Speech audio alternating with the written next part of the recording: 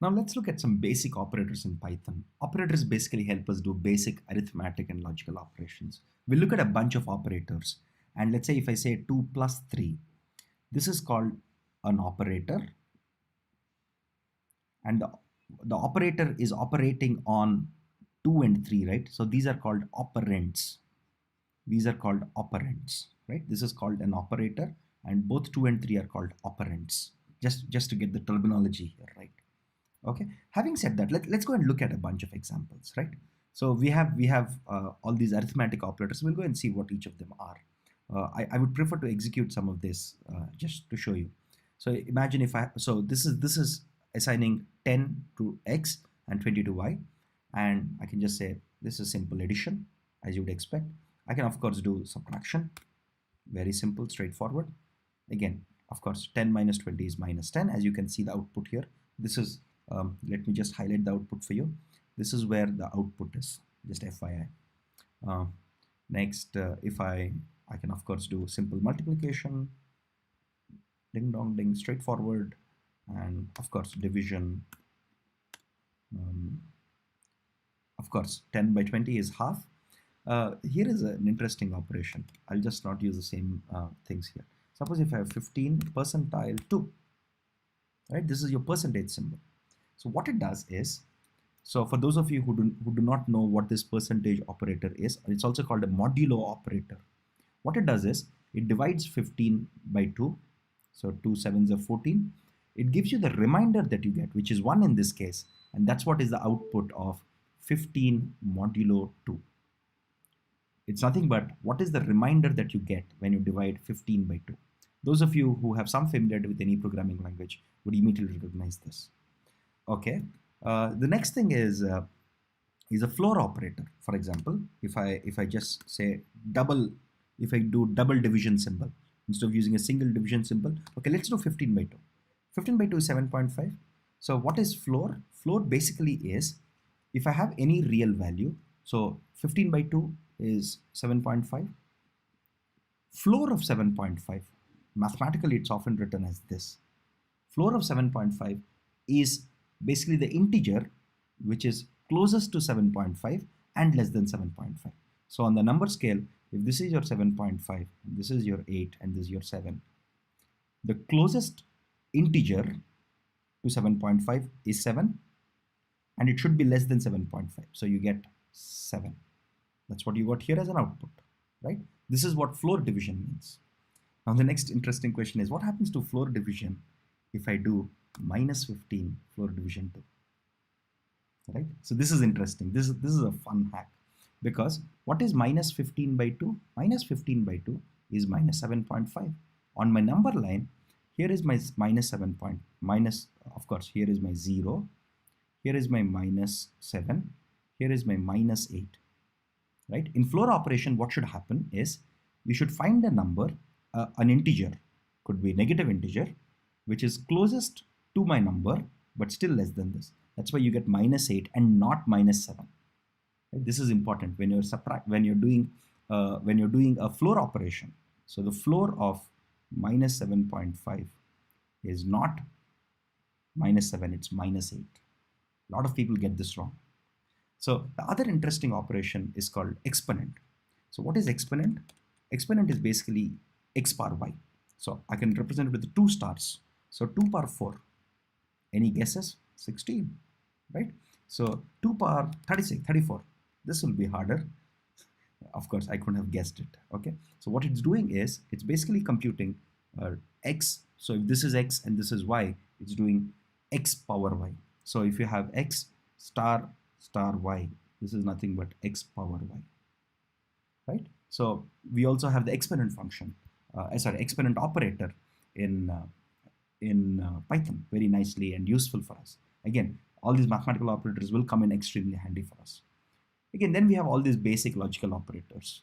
So of course, and what the output is basically Boolean, they give us Boolean outputs. For example, if I just run this snippet of code here, of course, A is 10, B is 20, and so is print A less than B? Of course, A is less than B, so it prints true here, right? We have your, this is your greater than operation, this is your less than operator, This is your double equal to. Is A equal to B? This is A not equal to B, greater than equal to, and less than equal to. If you have any familiarity with a basic mathematical comparison or any programming language, this is straightforward for most of you. Having said that, let's go to logical operators, which are fun, right? So you have your logical and logical or. So what is a logical and? So let me just give you a quick table here.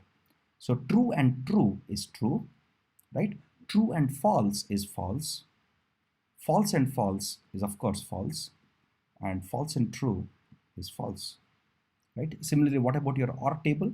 Your OR table is, okay, true or true is true, true or false, same, false or true, both of them are true, only false and false is false. Okay, these are your simple logical operators that you would have learned in basic logic in your high school, and exactly that's what it does. So this logical AND is exactly like double ampersand in C. Your OR is like your double line in C. Not is exactly like that. Okay, so instead of using these symbols in Python, you can just explicitly call them out with names. Next comes a very interesting topic called bitwise operators. These are a little tricky. Only computer science folks typically understand what these bitwise operators are, but they're very, very straightforward. Let's go and understand. So A equals to 10, B equals to 4. So how is 10 represented in binary representation? So A equals to 10. So what is 10? 10 is, sorry, 10 is basically, you can write it as 2 power 3 plus 2 power 1, right? So this is 8 and this is 2, so that's 10. So this is 2 power 0, 2 power 1, 2 power 2, and 2 power 3, right? So 0 here because there is no value here, 1 here, 0 here, and 1 here. This is the Boolean representation or the binary representation of 10, right? Similarly, so this is what your 10 is represented in binary. What about 4, right?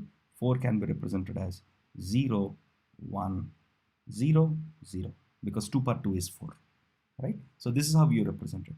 Now when you say and, this symbol is a single ampersand, right? When you do it, it does a bitwise and. So 10 and 4 is, now you do, okay, 0 and 0 is 0, 1 and 0 is of course 0, 0 and 1 is 0, 1 and 0 is 0. So what you should get here as output, you should get 0 as output, and that's what you get. Sorry, that's what you get here, right? Similarly, what about OR? Let's just quickly see that. Okay, let's just quickly see OR here. So when you do OR, you get 14. Why? Because again, simply 10 or 4, 0 or 0 is 0, 1 or 0 is 1, 0 or 1 is 1, 1 and 0 is 1. And this is 14, right? Because 2 power 0, 2 power 1, 2 power 2, 2 power 3, 8 plus 4 plus 2, that's 14, right? Works out. Similarly, you can do all these operations like or not. Not basically does the exact, so basically not of 10 would just say, would just flip these into 0, 1, 0, 1. Right? So these are very simple bitwise operators. Those of you who have studied computer science or have any familiarity with programming languages will quickly understand this. Next comes the interesting assignment operators. Of course, we have seen equal to. So what does this do? It assigns the value of 10 to A. Right? Now comes the other interesting operations like plus equals to 10. So those of you who have seen C would easily understand this. Okay, let me scroll up a little. Okay, so A plus or equals to is nothing but, so this is nothing but A equals to A plus 10. So minus equal to is nothing but A equals to A minus 10. Star equal to is nothing but A equals to A multiplied by 10, and so on and so forth. We have seen the floor division, the modulo operator, exponent operator, etc. It's just exactly the same thing. So whenever you have plus and equal to, basically a basic operator and an equal to, this will just unroll it into this format. This is a more concise representation of this statement, except that there is not much difference here. Okay, so those of you who have some familiarity with C will recognize this immediately. So A plus or equal to 10 should be equal to 20, because A already has a value of 10 here. 10 plus 10 will be 20, right? So again, very, very basic stuff here. Now here comes an interesting thing called identity operators in Python. So there are two such operators. One of them is called is and other is called is not. Right? So let's say I assign a value of 5 to A. Similarly, I assign a value of 5 to B. Now if I say print A is B, surprisingly you'll get it true. Because what's happening internally is, I think we discussed this in one of our previous videos, there is a memory location where 5 is stored and A points to it and B also points to the same object, right? So when you say is it true that A is B? Yes, of course it's true, and hence it prints it, right? Now the same thing is not true for lists. So here if you look at it, I have a list L1 which is 1, 2, 3. I also have a list 1, 2, 3. Right? You might say, okay, probably this list 1, 2, 3 is being created in a memory location and both L1 and L2 are pointing to it. Right? No, this is not true. It's only true for variables like this, for numbers, or for simple variables, not for complex variables like your lists and dictionaries and tuples, more complex data structures. It's not true. Okay, so this returns false for you. What about strings? Even for strings, this is not the same. Even though it's the same string, I have S1 and S2. You might assume that AAIC is a string being created in memory, and S1 is pointing to it, and S2 is pointing to it. And that's true. That's exactly how strings work, right? Because here in this, okay, let's just go here. So I told you, right, only for complex data types. So if I run this, I get true. I could say is not, then you get false, right? So even for strings, everything works just like your numbers there, your numbers up here. Okay, only for slightly more complex data types like list, tuples, etc., it doesn't work. There's another very interesting operators in Python called in and not in, which are called membership operators. Let's look at it. Suppose if I have a list LST with 4 numbers 1, 2, 3, 4, I could say 1 in list. If 1 is there in this list, it would return me true. That's what it does. Very, very useful, right?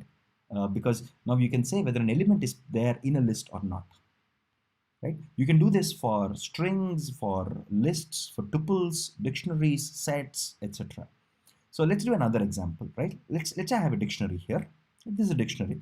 This is my key 1, this is my value 1, this is my key 2, this is my value 2. So I can search in the keys very easily. If I say is print 1 in D, since 1 is present in the keys, it would print true. Let's go to this code snippet and see what happens if I say is A in D, right? It says false. I can only check in the keys, not in the values, right? Can I say 2 in D? Of course it's there. What about 3 in D? Of course 3 is not there, so it should return as false. So in dictionaries, the in operator is only used to check if a given value is in the keys, in the set of keys. Here this is K1, value 1, K2, value 2. It only works in the keys and not in values, right? That's a membership operator.